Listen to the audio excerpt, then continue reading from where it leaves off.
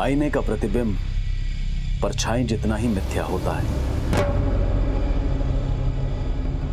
और सपने हकीकत से दूर रखने वाले छलावे। लेकिन जब हकीकत इंसान को छलती है तो वक्त भी उसका साथ छोड़ देता है।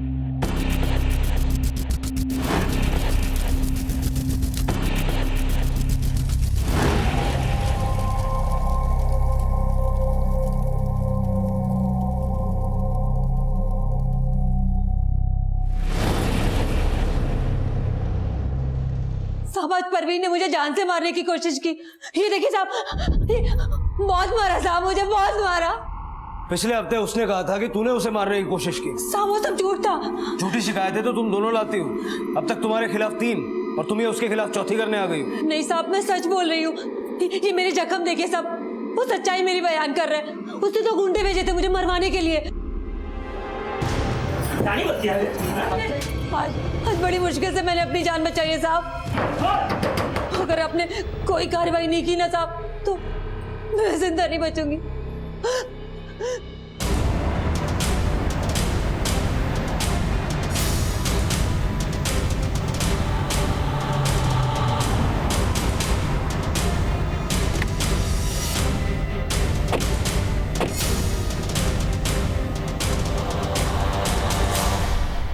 तुमने मरियम को मरवाने के लिए गुंडे भेजे थे? नहीं साहब, वो मरियम झूठ बोल रही है। लेकिन उसने तो बोला कि तुम्हारे भेजे गुंडों ने तुम्हारे नाम से उसको धमकाया, जान से मारने की कोशिश भी की। गुंडे तो मरियम के वो दोनों मुश्तंडे बेटे हैं जो हम दोनों बहनों का रोज पीछा करते हैं। घर से निकलना तक मुश्किल करके रखा है दोनों ने हमारा। चल ऐसा करते हैं, हम हमारे सब्जी चला लिया। लोमड़ी की नस्ल सालो, अगर हमारा पीछा किया तो सब देख रहे हैं। अरे देख रहे हैं तो क्या, सब लोग से देख ही रहे, कोई ना पकड़ के मारता क्यों नहीं है? चला लिया, चल यहाँ से। साहब उनकी शिकायत हम आपसे ना कर दें, इसीलिए ये दाव खेला है उसने। पाटिल, कामिल और उसकी बीवी मरियम को पुलिस स्टेशन बुलाओ। सर। और तुम भी पुलिस स्टेशन आओ। आज या तो तुम लोगों की सुलह होगी या सबके सब लॉकअप में होंगे।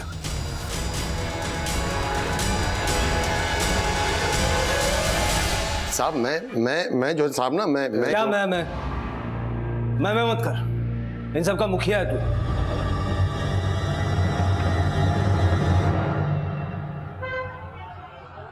अस्सलाम वालेकुम कामिल भाई।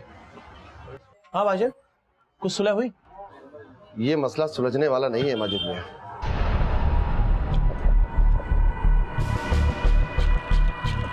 दोनों ही सुलग रही हैं। लगता है मुझे अब कुछ दूसरा ही तोड़ निकालना पड़ेगा।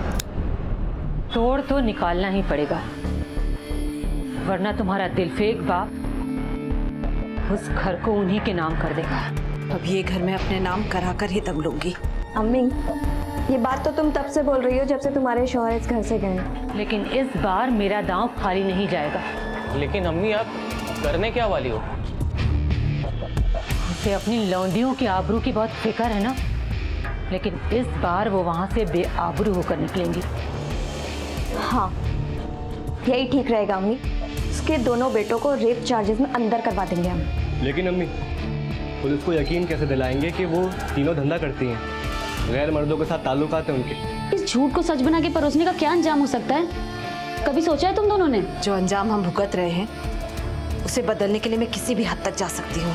तुम अपनी हद में रही होती अम्मी तो हमारी जिंदगी का ये अंजाम कभी नहीं होता। आपा, जो हो गया उसे दोहराने का वक्त नहीं है, ये बदला लेने का वक्त है। ये क्या बना दिया तुमने आलिया को अम्मी? तू भी मेरी ही बेटी है, मैं भी तेरे जैसा ही सोचती थी। पर अब जो कुछ भी करने जा रही हूँ उसमें हम सबका ही भला है। गलत रास्ते से कभी किसी की जिंदगी खुशहाल नहीं बनती अम्मी। तो क्या जिंदगी भर अपनी बदहाली पर रोते रहेंगे हम? खून के आंसू रुलाने के लिए खून के घूंट भी पीने पड़ते हैं और खून बहाना भी पड़ता है। अम्मी, हम आपके साथ हैं। लेकिन अब्बू, माजिद मियाँ वो दोनों रुकने वाली नहीं है। पुलिस अब उन्हें नहीं मुझे तोड़ेगी और मुझे अपनी हड्डियां नहीं तोड़वानी। तो फिर आगे क्या सोचा है? अब जो सोचा है वही होगा। अगर तूने हमारा साथ नहीं दिया मैं तो गलत का साथ कभी नहीं दूंगी अम्मी।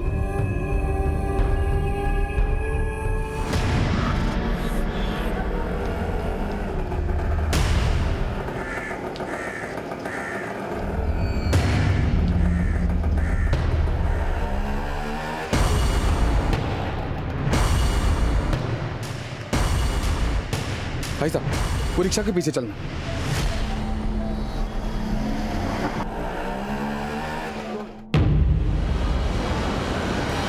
क्या हुआ? मेरी शक्ल भी भूल गई?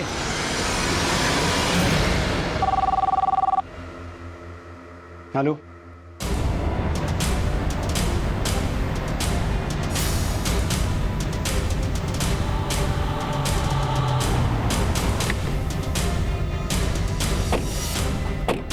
हट जाओ, हटो हटो, साइड हटो। थोड़ा सामने से।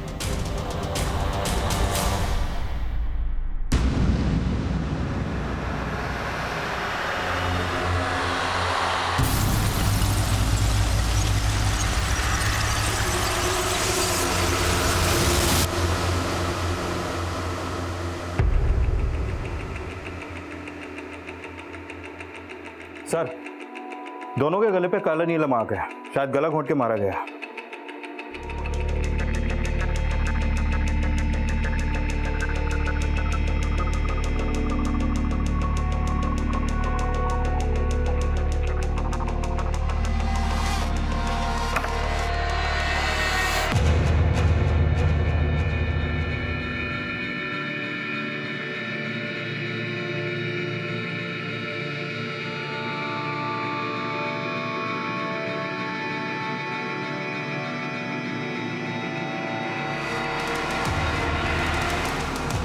सर, दोनों लड़कियों की मां परवीन गायब है और उसका फोन भी स्विच ऑफ है।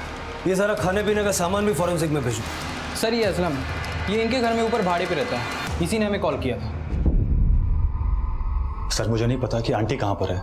मैंने तो आलिया और फातिमा की डेड बॉडीज देखी तो 100 नंबर पे कॉल कर दिया बस। वो तो फर्स्ट फ्लोर पे रहता है ना, तो यहाँ से शोर शराबे की, झगड़े की, तोड़फोड़ की आवाज तो सुनी होगी। सर इनके यहाँ तो रोज तो झगड़ा होता था, इनफैक्ट सर कल भी हो रहा था, लेकिन मैंने ध्यान नहीं दिया। कल रात घर के आसपास इनके बाप, भाई, दोस्त, रिश्तेदार या कोई शकमंद किसी को देखा? नहीं सर, मैं जॉब पे से आता हूँ और सीधा सो जाता हूँ। क्या काम करता है? सर डोमिनिक में पिज्जा डिलीवरी बॉय हूँ।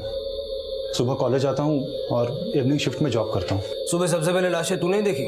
हाँ सर, मैं सुबह रेंट देने के लिए आया था तो देखा कि इनका दरवाज़ा खुला था। और कब से किराए पे रह रहा है? तकरीबन 1 साल से।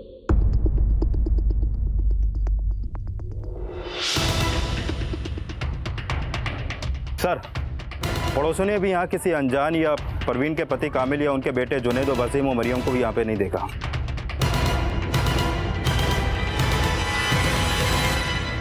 लेकिन ये कांड मरियम और उसके दोनों बेटों का ही किया धरा है। सबको लेके आओ, और उस परवीन के पति कामिल को भी।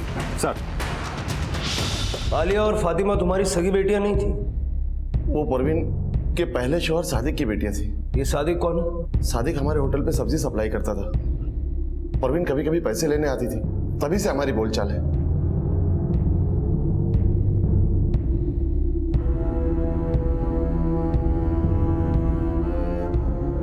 तो तुमसे निकाह करने के लिए उसने अपने शौहर को तलाक दे दिया? नहीं, तलाक नहीं साहब। सादिक का तो 4 साल पहले ही इंतकाल हो गया था।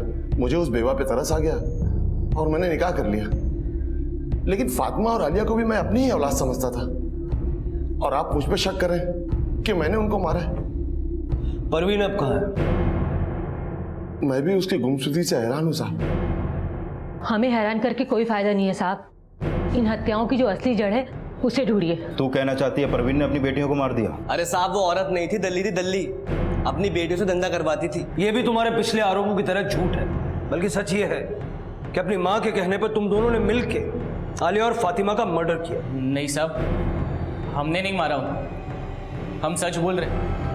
हमने अपनी आंखों से आलिया को कई बार अलग अलग कस्टमर के साथ देखा है।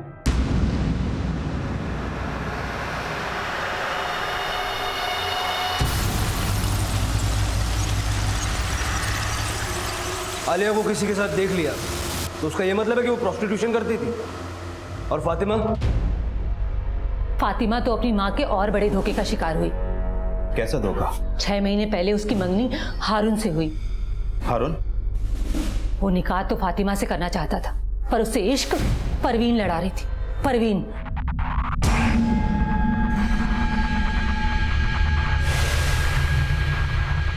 फातिमा को इन दोनों के रिश्ते की सच्चाई पता चल गई, इसीलिए उसने हारून से रिश्ता तोड़ दिया।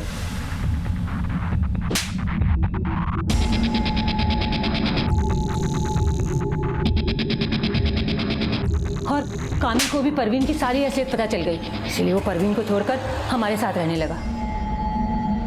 मुझे तो लगता है कि परवीन अपनी दोनों बेटियों को मारकर हारून के साथ भाग गई। मरियम और तेरे बेटे के आरोपों में कितनी सच्चाई है? साहब मेरे जख्म मत कुरे दिए, हाथ जोड़ता हूँ आपके। हाथ मत जोड़, सच बोल, वरना ये हाथ पैर सब टूट जाएंगे। मैंने परवीन से सच्ची मोहब्बत की थी। तो फिर परवीन और उसकी बेटियों को छोड़ने की वजह क्या थी? साहब जो उन्होंने कहा है आप वही समझ लो। मतलब तू अपनी जबान नहीं खोलेगा? मैं अपनी जबान से उनकी इज्जत तार तार नहीं करना चाहता। इनका भरोसा नहीं किया जा सकता। परवीन, आलिया और फातिमा के साथ साथ इनकी कॉल डिटेल्स भी निकलवाओ और पता लगाओ ये हारून कौन है। सर मैंने आलिया और फातिमा के मोबाइल चेक किए दोनों फ़ोन से। कल रात 9 बजे से 12 बजे के बीच परवीन के नंबर पर बहुत कॉल हुई, लेकिन परवीन ने उनका कॉल रिसीव नहीं किया। इसका मतलब उनका मर्डर रात 12 बजे के बाद हुआ। सर एक बात और, फातिमा के मोबाइल स्क्रीन पे उसकी फ़ोटो एक लड़के के साथ है, ये देखिए। पाटिल कहीं यही हारून तो नहीं? मरियम ने जो सिक्का उछाला उसके एक तरफ परवीन तो दूसरी तरफ हारून का जिक्र आया। इनके नाजायज रिश्ते को आलिया और फातिमा की हत्या की वजह बताया गया। साथ ही साथ आलिया और फातिमा के चरित्र पर भी सवालिया निशान खड़े किए गए। जब आग लगाने वाले राख को कुरेदने की बात करते हैं तो लगता यही है कि झूठ को शीशे में उतारा जा रहा है, लेकिन कभी कभी सच के पैमानों में भी झूठ के जाम भरे होते हैं।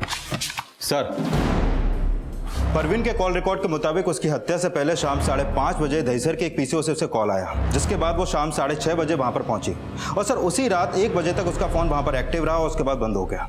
उस रात कामिल, मरियम और उसके दोनों बेटों के फोन की लोकेशन कहाँ थी? मरियम की फोन लोकेशन उसके नया नगर वाले घर की थी। कामिल, जुनैद और वसीम अपने काशी मीरा वाले होटल के पास थे। पाटिल, ये इनका सोचा समझा षड्यंत्र हो सकता है और पीसीओ से फोन करके परवीन को दहीसर बुलाना इन हत्याओं को अंजाम देने की चाल। ये सब देड़चन है। फोन लोकेशंस को लेकर के इनको शक के दायरे के बाहर रखना ठीक नहीं होगा। लेकिन सर, आलिया और फातिमा के मोबाइल से रात 9 से 12 बजे के बीच में जो कॉल हुए थे वो ये भी एक साजिश हो सकती। अभी तो पोस्टमार्टम रिपोर्ट के बाद ही पता चलेगा ना कि ये सारे कॉल्स उनके मरने से पहले हुए या मरने के बाद। वैसे इन माँ बेटियों की सबसे ज्यादा बात किससे होती थी? सर, आलिया के मोबाइल से उसके कॉलेज के जिशान नाम के लड़के को कॉल ज्यादा होते थे और फातिमा के मोबाइल से हारून को। इस जिशान को भी बुलाओ। और ये हारून कब आया?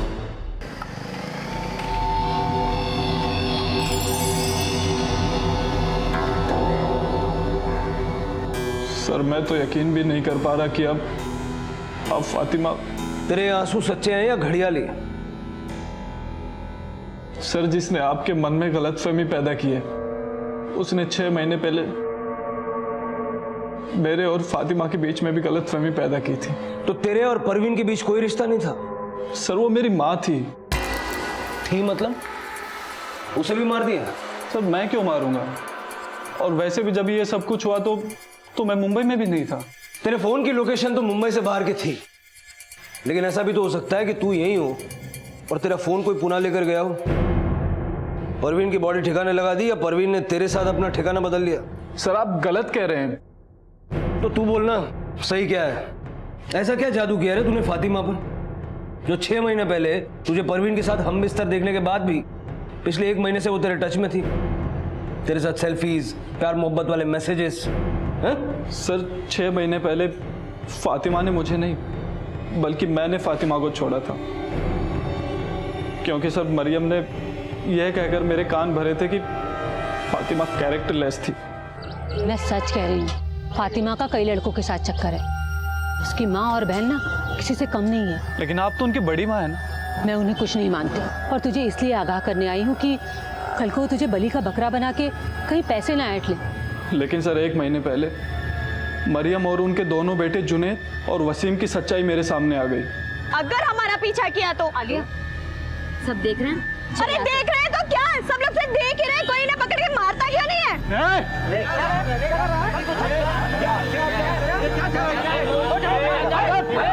चलिए यहाँ से। उसके बाद मैंने खुद सच का पता लगाया। सर वो लोग उनको जानबूझकर बदनाम कर रहे थे ताकि वो लोग परेशान होकर ये शहर छोड़ दें और वो उनका घर हड़प लें। ये तुझे बताया किसने? आलिया ने। और फातिमा तो इतनी स्वाभिमानी थी कि वो अपनी अम्मी और बहन को कहती थी कि उनको जो कुछ भी चाहिए वो दे दो। सर फातिमा बहुत अच्छी लड़की थी,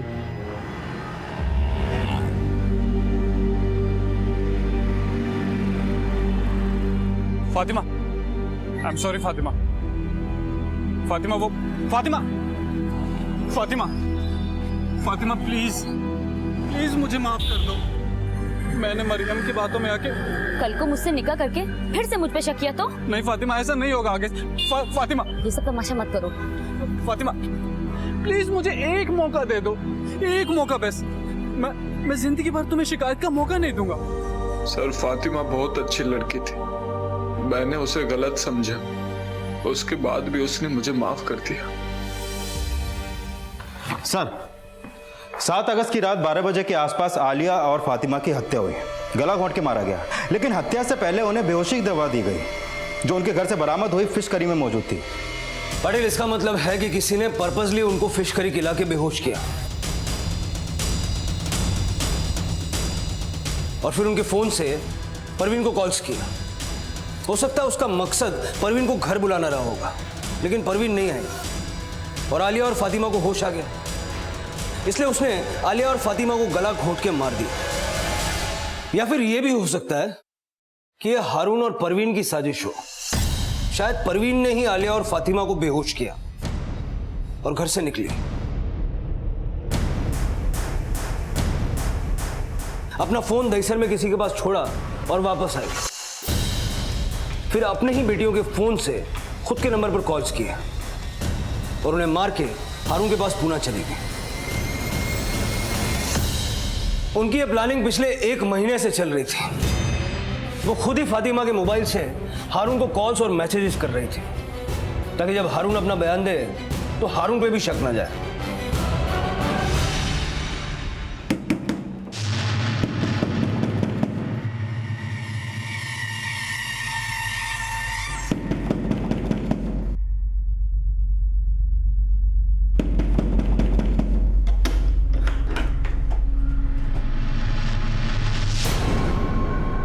सर, मैंने हारून की अलीबाई चेक की। मर्डर वाली रात वो पूना में ही था। पाटिल, कहीं ऐसा तो नहीं कि परवीन और उसकी बेटियां मरियम और उसके बेटों के बदले का शिकार हो गई हो सकता है इन्होंने परवीन को मार के ठिकाने लगा दिया हो ताकि हम परवीन को अपनी ही बेटियों का मर्डर समझ के ढूंढते रहे। सर, मैंने परवीन, फातिमा और आलिया की बैंक की स्टेटमेंट चेक की। आलिया के बैंक अकाउंट में 1.5 लाख रुपए हैं, जबकि उसकी माँ और बहन के अकाउंट में 6 और 7 हजार रुपए। इस आलिया के बॉयफ्रेंड जीशान का क्या स्टेटस? सर, मेरी उससे बात हुई है, कॉलेज के बाद आ जाएगा।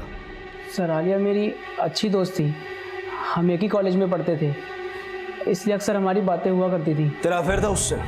जी सर। आलिया तुझसे उधार भी मांगती थी क्या? नहीं सर, लेकिन आप ये सब। आखिरी बार कब मिले थे उससे? सर, 7 या 8 अगस्त को। 8 को नहीं, 7 को, क्योंकि उस रात उसका मर्डर हो गया। लेकिन सर, मैं शाम को थोड़े टाइम के लिए मिलने गया था उससे। चलता हूँ यार। नहीं, डिनर करके जाना, आज फिश करी का प्रोग्राम है। तू बना रही है? नहीं, मैं नहीं, कोई और आ रहा है। कौन? मेरा बॉयफ्रेंड। मतलब मेरे अलावा कोई और भी है? बहुत है सर। मुझे नहीं पता आलिया की जिंदगी में और कौन कौन था। कोई भी हिंट जो उससे कभी मिला हो, उसे छेड़ता हो।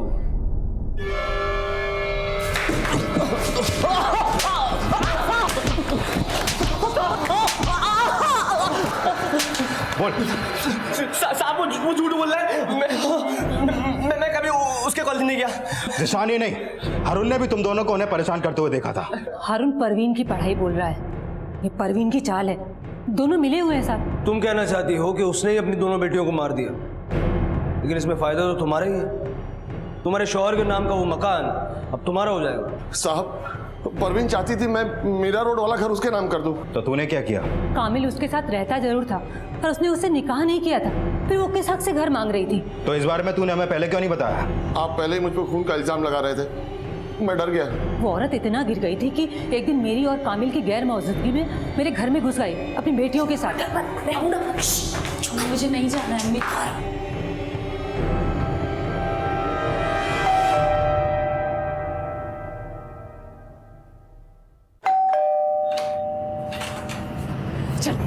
अरे ये क्या हो रहा है? मेरे खाना चुप हटा हटा। अरे ये क्या करे?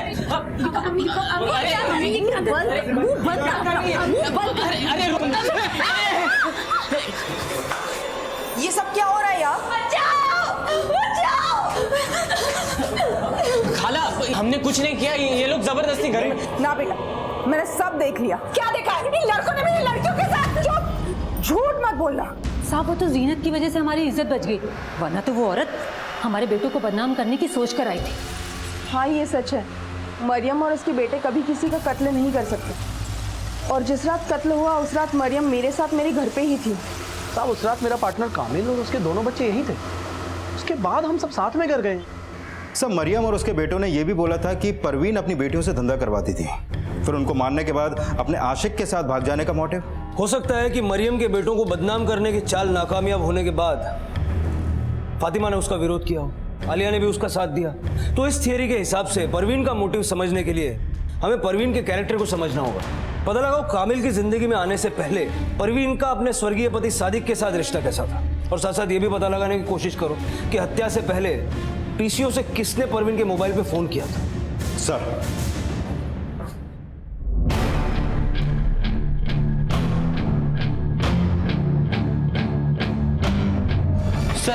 जिस पीसीओ से परवीन को कॉल हुई थी उसके सामने वाली शॉप की सीसीटीवी फुटेज मिल गई।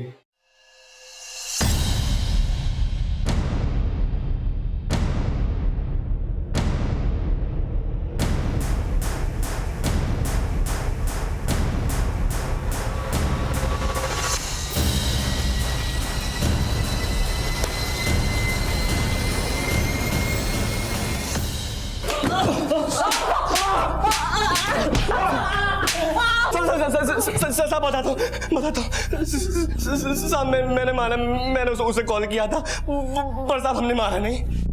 कॉल किस लिए किया था?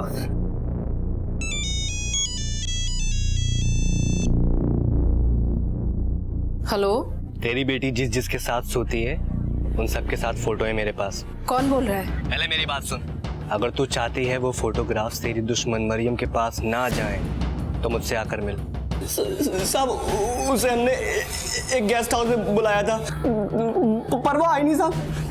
आई नहीं, या उसको किडनैप करके आलिया और फातिमा को मार दिया तुमने? नहीं साहब, हम नहीं मारा। आलिया के वो फोटोग्राफ्स का? साहब वो हमने झूठ बोला था। हाँ लेकिन ये सच है कि आलिया धंधा करती थी। तो उसे बुलाया किस मकसद से था? वो साहब हम उसको बेहोश करके उसकी न्यूड फोटोग्राफ्स लेने वाले थे, ताकि उसको ब्लैकमेल करके अपने अब्बू जान का घर खाली करवा लें। मतलब परवीन आई थी, लेकिन तुम लोग जो चाहते थे वो कर नहीं पाए, इसलिए उसे मार दिया।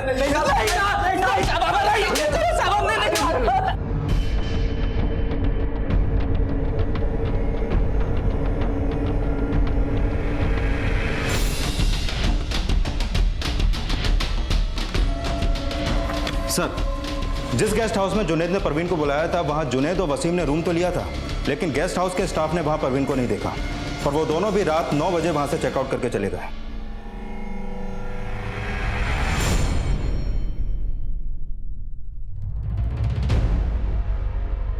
वसीम, जुनैद और मरियम, इनसे इनका 36 का आंकड़ा था, लेकिन मर्डर से पहले फिश करी में बेहोशी की दवा मिलाई गई। यानी ऐसा कोई शख्स भी वहां मौजूद था जो आलिया और फातिमा का करीबी था। सर, ये लोग बार बार ये भी दावा कर रहे हैं कि आलिया प्रोस्टिट्यूशन में थी, उसके अकाउंट में इतना पैसा होना। कहीं सर इस मर्डर में उसके किसी कस्टमर का तो हाथ नहीं? वसीम और जुनैद ने आलिया को जिस जिस गेस्ट हाउस के बाहर देखा है वहां पता करो वो किन किन से मिलती थी।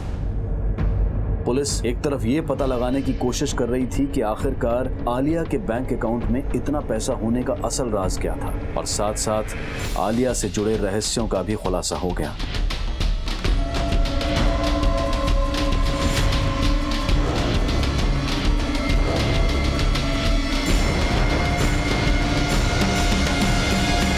सर, आलिया अलग अलग आदमियों के साथ नहीं, सिर्फ इस अकेले के साथ मीरा रोड के गेस्ट हाउस में टाइम स्पेंड करती थी।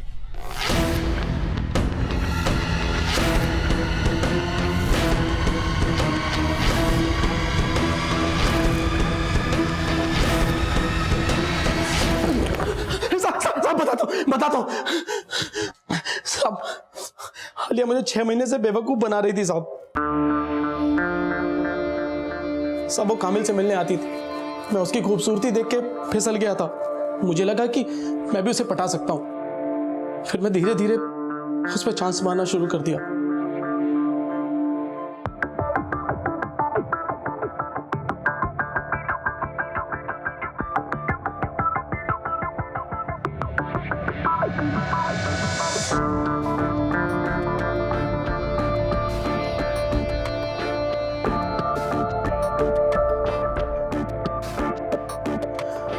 मैंने उसे निकाह करने का फैसला कर लिया, लेकिन वो मुझसे निकाह नहीं करना चाहती थी क्योंकि उसका लफड़ा पहले ही जीशान से चालू था। इसलिए तेरी जल गई और तूने उसे मार दिया। नहीं साहब, मैंने उसे नहीं मारा। उस रात तो साहब मैं होटल में ही था। लेकिन जिस रात उसका मर्डर हुआ तूने उसे अपना स्पेशल फिश करी भिजवाया था। कौन सा डिलीवरी बॉय लेकर गया था? बोल कौन लेके गया था? साहब मैं अपनी बेटी की कसम खा के कहता हूँ साहब, कोई फिश करी नहीं भिजवाई साहब, मैंने कोई फिश करी नहीं भिजवाई। पुलिस इस केस के हर एंगल को इन्वेस्टिगेट कर रही थी और परवीन की तलाश में उसका अतीत भी खंगाला जा रहा था, जिसके लिए पुलिस उसके पहले पति के घर भी पहुंची।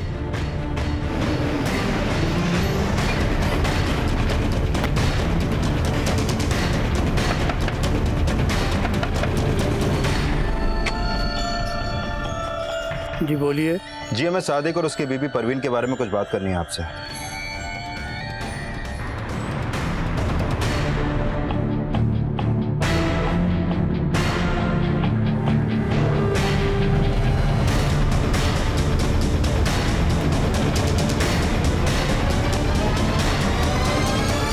यही सादिक है, वेजिटेबल सप्लाई की आड़ में ह्यूमन ट्रैफिकिंग करता था। 5 साल की कैद हुई थी, अभी 1 अगस्त को ही रिहा हुआ है। मतलब परवीन ने कामिल से झूठ बोला कि सादिक का इंतकाल हो गया। सादिक इस हत्याकांड से 1 हफ्ते पहले ही बाहर आया। कहीं सर उसी ने तो बदला लेने के लिए कांड तो नहीं किया? परवीन का पहला पति जिंदा भी था और एक क्रिमिनल भी था। यह खुलासा इस केस का एक टर्निंग पॉइंट था। लेकिन परवीन की गुमशुदगी और उसकी बेटियों की हत्या में सादिक का क्या रोल हो सकता था, ये जानने के लिए पुलिस सादिक की तलाश में जुट गई। लेकिन इस केस में कई और घुमाव आने अभी बाकी थे। सर सादिक को परवीन के भाड़ोतरी समेत कई लोगों ने वहां देखा था। वो परवीन के घर के पास किराए का रूम लेने के बहाने एक स्टेट एजेंट से मिला था, जिसने सादिक को परवीन का मोबाइल नंबर दिया था। हो सकता है कि ये फिश करी का प्रोग्राम जेल से छूटे हुए बाप से मिलने की खुशी में हो। इस सादिक के बाप का फोन भी सर्विलेंस पे डलवा हो। सर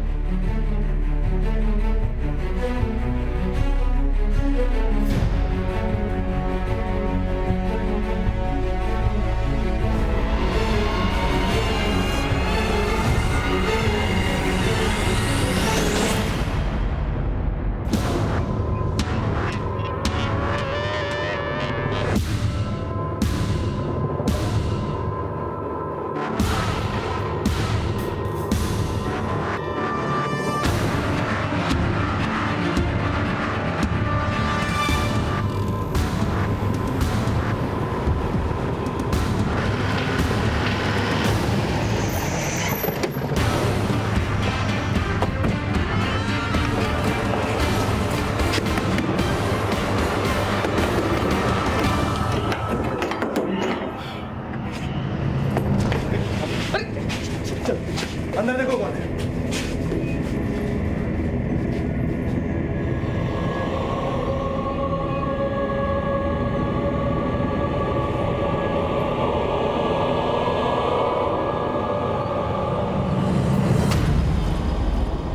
अगर तू चाहती है वो फोटोग्राफ्स तेरी दुश्मन मरियम के पास ना जाएं, तो मुझसे आकर मिल। लेकिन तुम बोल कौन रहे हो? जब मिलेगी तो पहचान जाएगी। आना कहाँ है?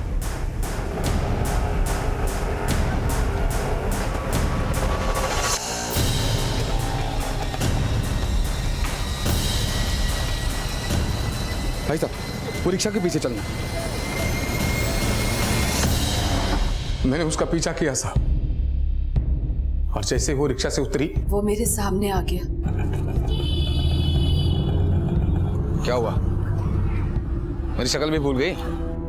मुझे लगा कि सादिक ने ही मुझे फोन करके वहां बुलाया है। साहब मैंने सिर्फ उसका पीछा किया, मैं किसी जुनैद को नहीं जानता। बस मैं अपनी बेटियों के सामने उसे नहीं मिलना चाहता था, इसलिए उसने मुझे धमकाया और अपने साथ ले गया। बैठ। साहब उस औरत ने मुझे धोखा दिया। मुझे कैद क्या हो गई? ये कहने लगी कि मैं मर गया हूं और वो कामिल के साथ रहने लगी। तुमने कामिल से झूठ क्यों बोला कि सादिक मर चुका था?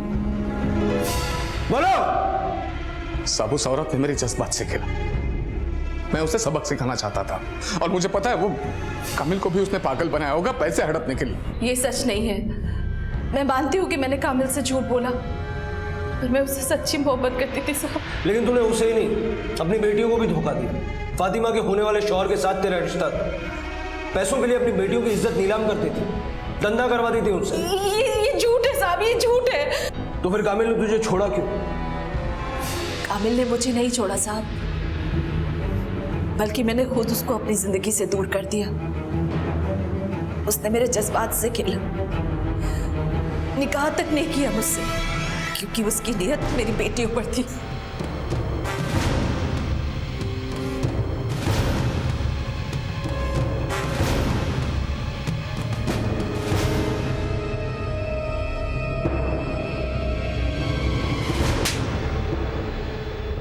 माना मैंने कामिल से झूठ बोला, लेकिन सादिक के जेल जाने के बाद मैं कैसे अपनी बेटी और अपना पेट पालती? सादिक के बाप ने भी हमें सहारा नहीं दिया साहब। सब मर्द एक जैसे होते हैं, सब मर्द। कामिल तो सादिक से भी बदतर निकला। सब फातिमा और आलिया मेरी अपनी बेटियां थी साहब, और आप कह रहे मैंने उनका मर्डर किया?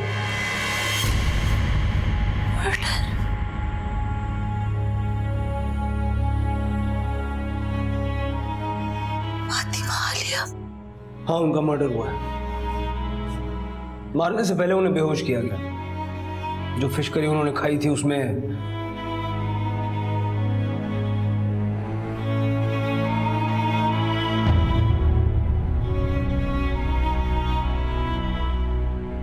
पुलिस ने परवीन को सादिक के जुल्मों से तो बचा लिया, लेकिन अपनी बेटियों की हत्या की खबर सुनकर परवीन की हालत और भी ज्यादा दयनीय हो गई। सादिक ने परवीन के साथ किए अत्याचार को तो स्वीकारा, लेकिन ये कबूल नहीं किया कि उसने अपनी बेटियों का मर्डर किया है। परवीन के बयान से शक की सुई कामिल पे भी आई। उसे पूछताछ के लिए तलब किया गया। साहब, आलिया ने मुझ पर झूठा इल्जाम लगाया था। मैं उसे अपनी बेटी मानता था। अच्छा? मेरा यकीन करो साहब, उसने मुझे रेप के इस इल्जाम में फंसाकर परवीन की नजर में गिरा दिया और फिर पुलिस कंप्लेंट की धमकी देकर मुझसे 1 लाख रुपए ऐंठ लिए।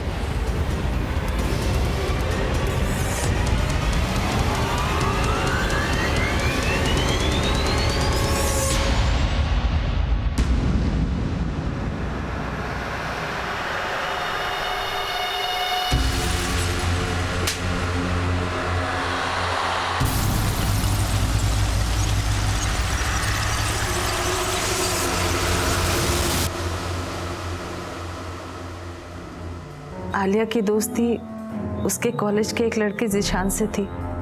वो उसी से मिलने जाया करती थी। लेकिन आलिया माजिद से भी मिल रही थी। माजिद तो उसको अपनी दूसरी बीवी बनाने की सोच रहा था। ये बिल्कुल झूठ है साहब।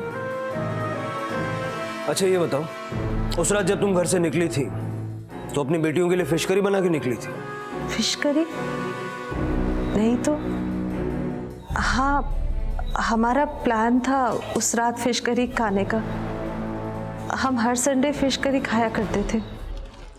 अम्मी, इसकी जैसी फिश करी और कोई नहीं बना सकता। सच में बहुत टेस्टी फिश करी बनाते हो तुम।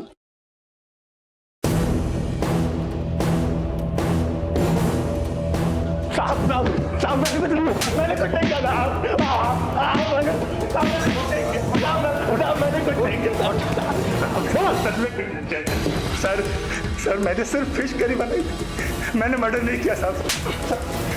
सर मेरा यकीन कीजिए, मैंने वाकई कुछ नहीं किया सर।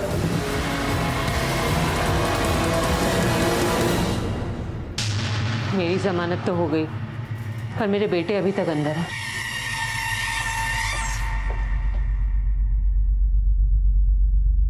ये कल ही जमानत पे रिहा हुई है और आज आप फिर से? आपा को कितनी बार अंदर बाहर कराओगे आप लोग? जीनत, माजिद ने बताया कि तुझे उसकी अय्याशियों की कोई खबर नहीं थी, लेकिन तुझे तो सब कुछ पता है ना? ये किसने फोन किया? वेंडर का नंबर है, लो चेक कर लो। मुझ पे शक मत करो, मैं तुम्हें कभी धोखा नहीं दूंगा।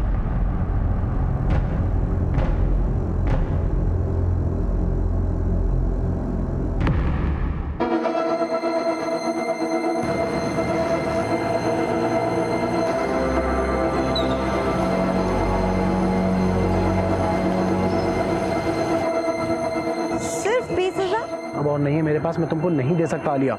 देने तो पड़ेंगे माजिद, वरना मैं तुम्हें मॉलेस्टेशन के चार्ज में अंदर करवा दूंगी। आलिया माजिद को ब्लैकमेल कर रही थी और माजिद ये बात मुझसे छुपा रहा था। मुझे लगा कहीं मेरी हालत मरियम जैसी ना हो जाए, इसलिए उनसे निजात पाने के लिए मैंने असलम को मोहरा बनाया। असलम की गरीबी के फायदा उठाया और नहीं, मैं नहीं कर सकता। देख, एक बार ये काम कर ले, फिर नौकरी छोड़ के चैन से पढ़ाई कर सकता है तू। मैंने किसी तरह असलम को मना लिया था। आंटी कहाँ पे? वो अभी आ रही हैं थोड़ी देर में। तुम रुको, आज फिश करी मैं ट्राई करती हूँ। तुमको देख देख के सीख लिया है मैंने। लाओ। अरे नहीं, तुम रहने दो, आज मैं इसे एक नए फ्लेवर से बनाने वाला हूँ। ओके।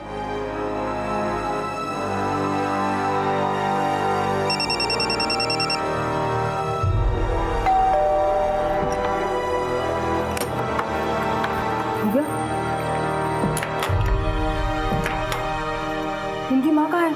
अरे मुझे नहीं मालूम। अगर वो जिंदा रही तो तेरी फिश करी वाली चाल पकड़ी जाएगी। मैं क्या करूं, वो आई नहीं।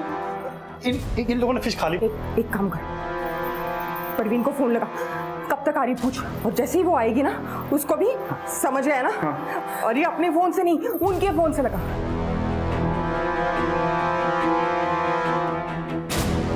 उठा नहीं रही वो।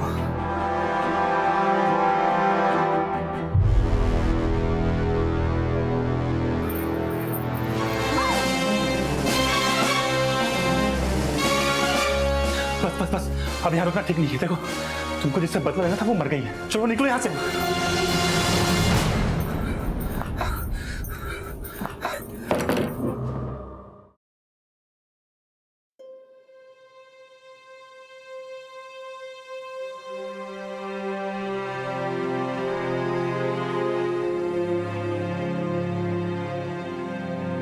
गलत रास्ते से कभी किसी की जिंदगी खुशहाल नहीं बनती अम्मी। तुम्हें कामिल जी से झूठ नहीं बोलना चाहिए था। उन्हें सब सच बता दो। अगर वो सच में तुम्हारी परवाह करते होंगे तो तुम्हारा साथ देंगे, लेकिन झूठ तो से मुझे समझाएगी। हाँ?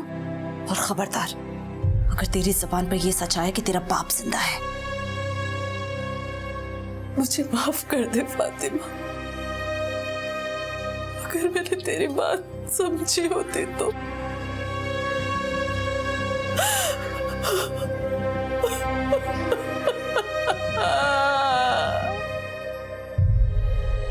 परवीन ने अपनी मुश्किलों का समाधान झूठ से करना चाहा और शायद इसीलिए आलिया को भी ये राह आसान लगी। जैसे गेहूं के साथ घुन भी पिस जाता है, उसी तरह से फातिमा भी अपने करीबियों के अवगुणों का शिकार हो गई और परवीन अपने आप को कोस कर भी अब इस कड़वी हकीकत को बदल नहीं सकती। जिंदगी के उतार चढ़ाव से हम सभी गुजरते हैं, लेकिन ऊंचाइयों पर पहुंचने के लिए चाहे हमें संघर्ष के पहाड़ ही क्यों न चढ़ने पड़े, लेकिन झूठ और फरेब के शॉर्टकट्स हम कभी ना अपनाएं। इसी विचार के साथ मैं अनूप सोनी अब आप सबसे विदा लेता हूं।